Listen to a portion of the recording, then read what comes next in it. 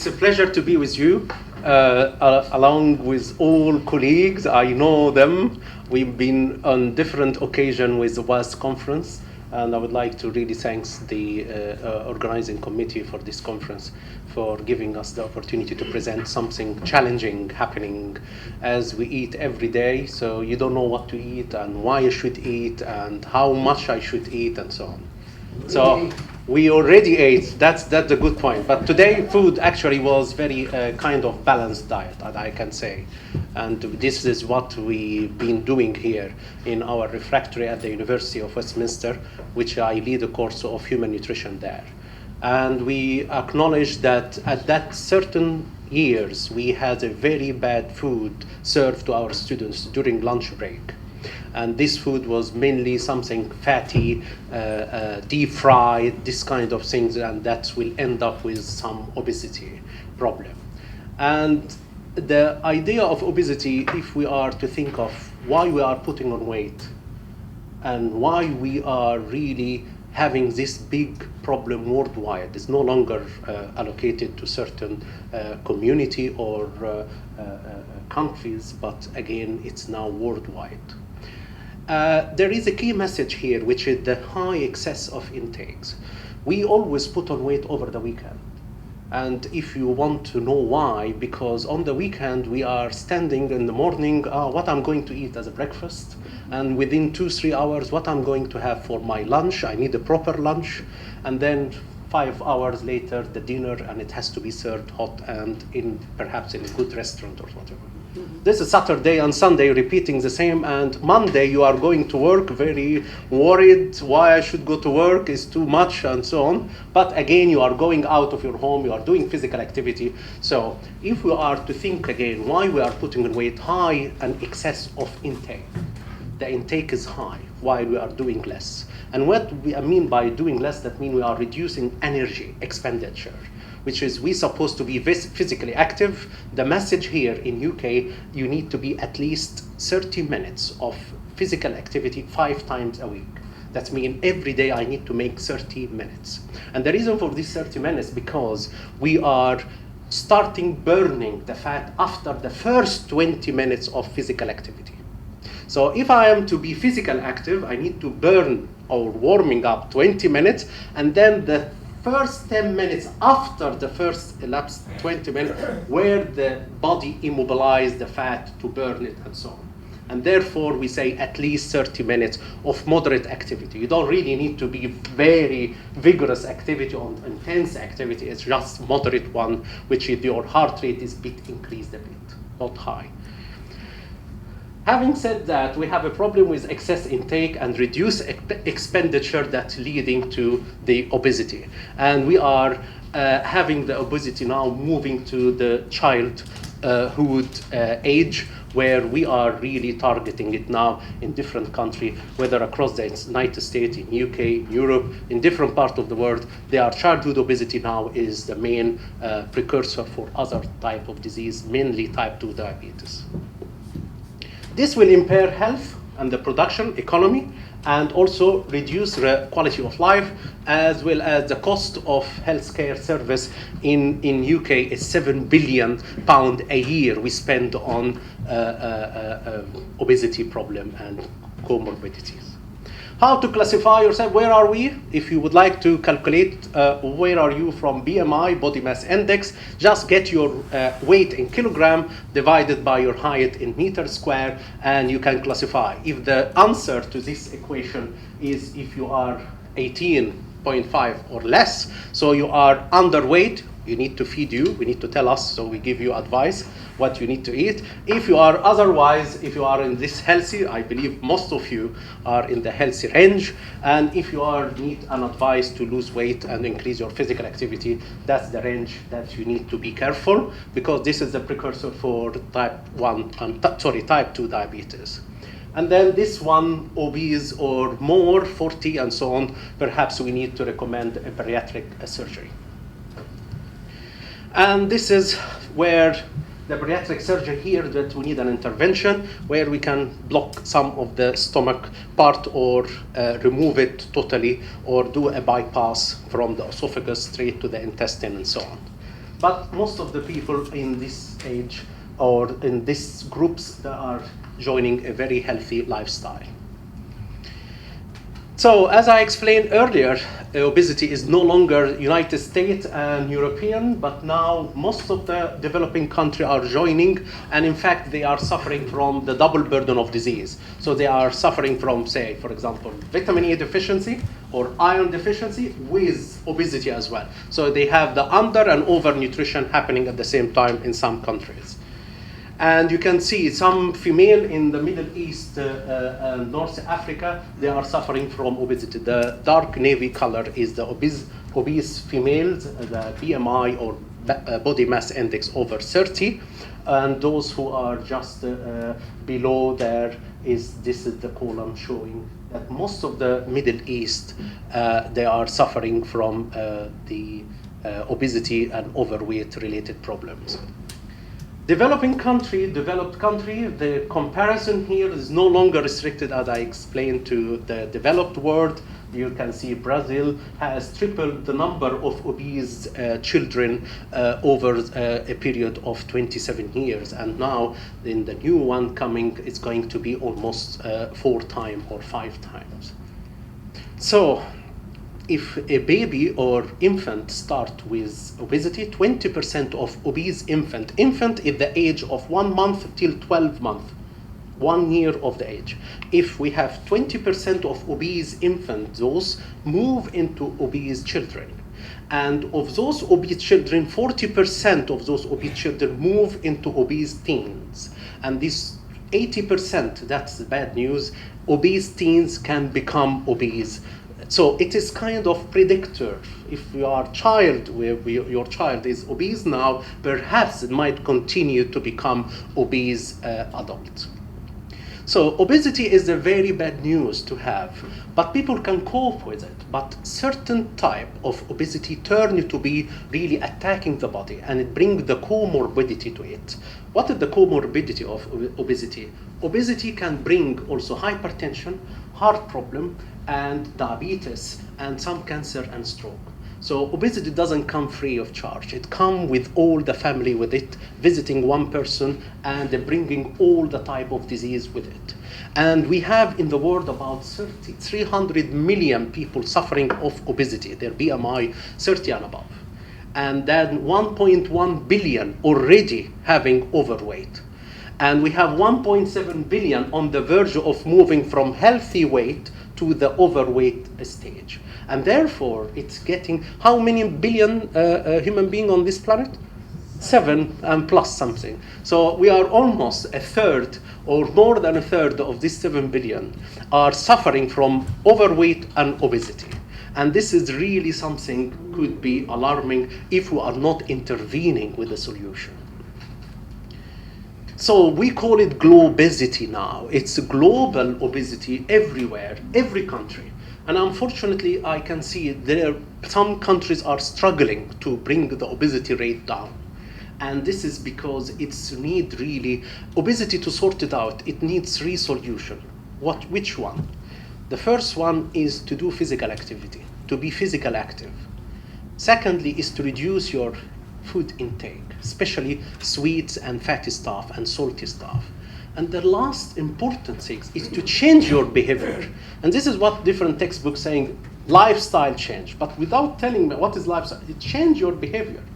If I see food in front of me in abundance or large quantity, open buffet, I don't really need to have it all on my plate.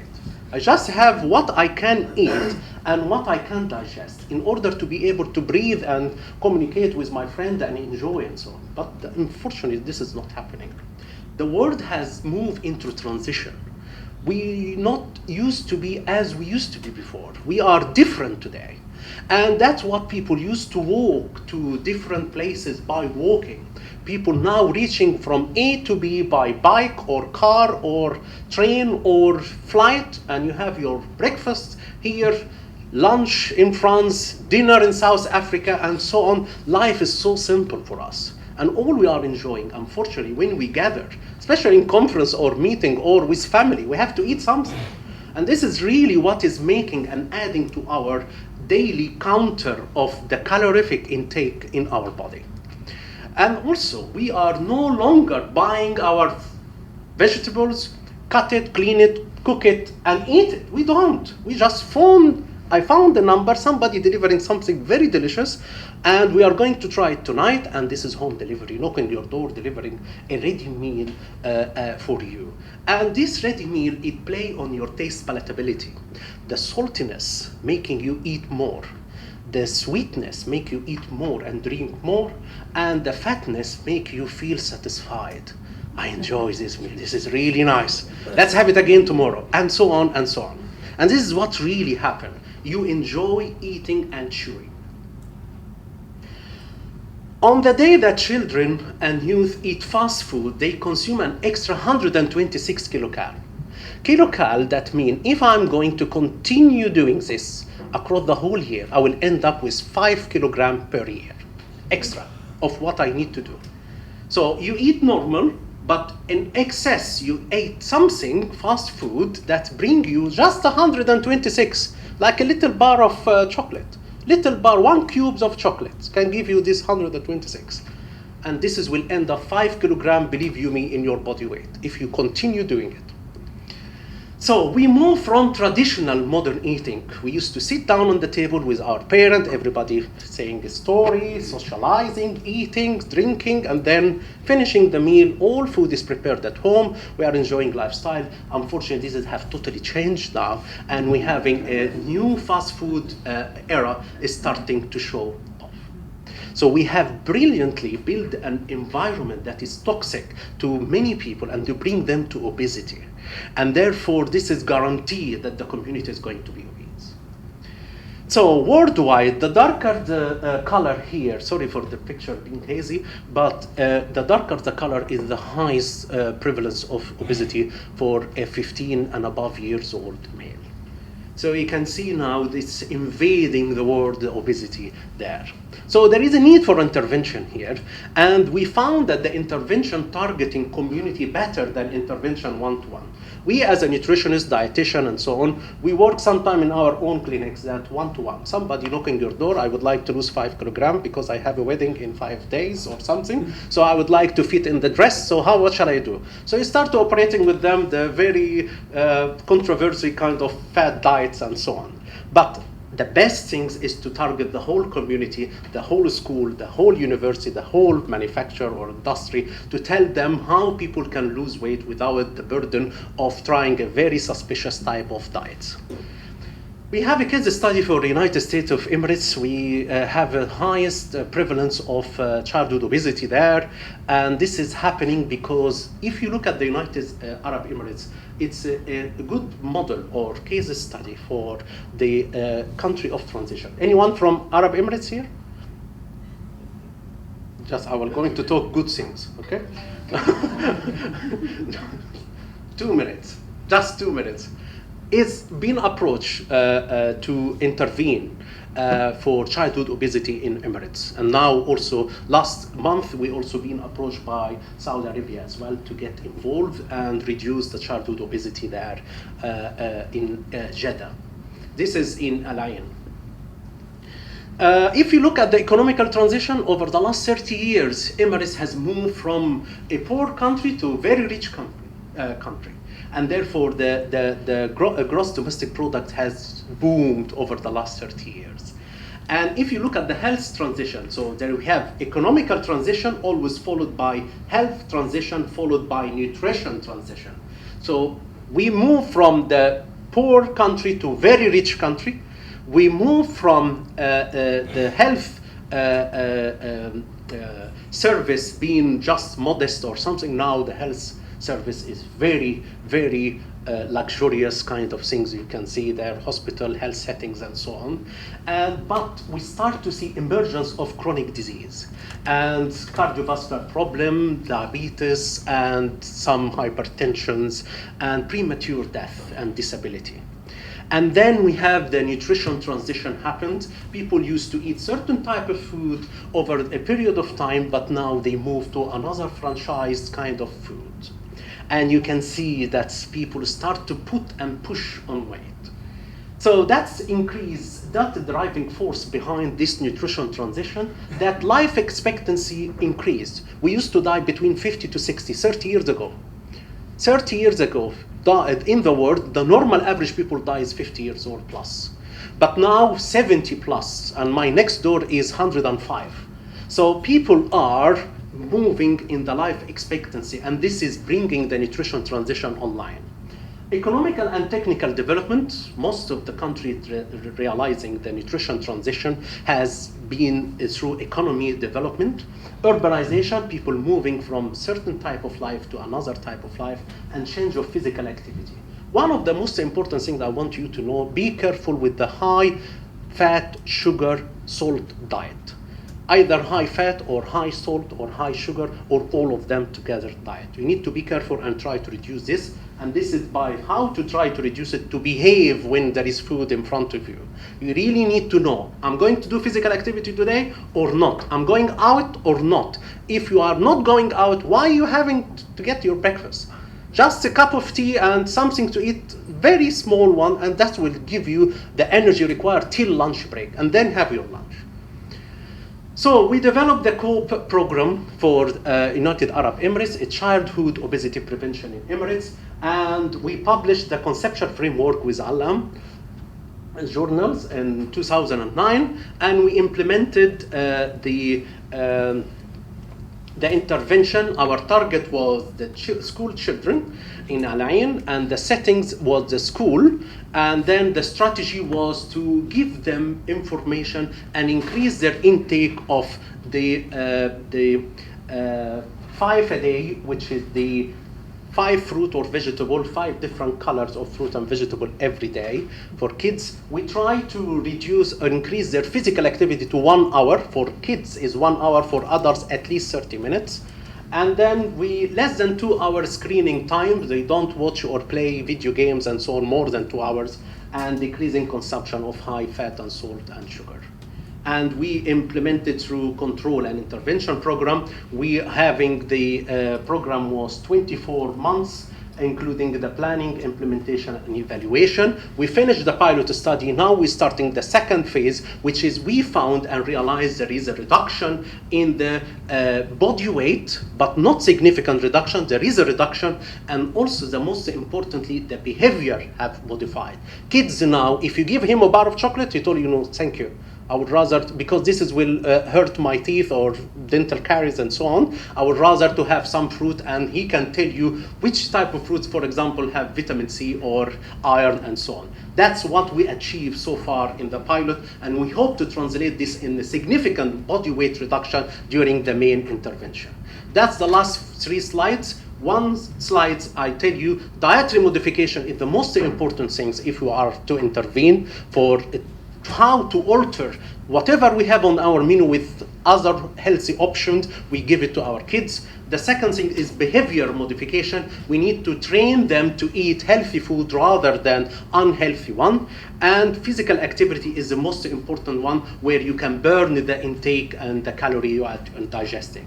There is other alternative for management of obesity, which is they can't cope with the reduction of their intake. They give them tablets, and one of the tablets, perhaps you know, is orlistat, where it stops the digestion of fat once you ingest it, and you eat fatty meal, and I don't want to be digested and translated into energy, so we give them a tablet of orlistat and start to stop the digestion and absorption of fat. But this is have side effect to give you runny tummy and lots of other consequences. There is bariatric surgery for those or BMI or body mass index above 40. We do the bypass or just reducing the it's called gastroplasty, which is the reduction of the volume of their stomach. We cut some of the stomach and make it a little pouch, and they eat most of the food is fluidy. So in summary, we need to fight childhood obesity, and the best approach here is the community-based approach which we feel it's working in United Kingdom, United States, and now in the Arab world and the Gulf states. They are cloning some of this intervention there, and we are looking forward to get a good significant reduction over the next intervention phase, which is a scale up, which is going to add it to all of the Al-Ain, which is one of the 7 Emirates in United Arab Emirates schools. If you have any question, please let me know. I'm sorry if I passed this, but this lecture will take actually 1.5 hours. So, but I'll just try to summarize it for you. Thank you very much. Very kind of you.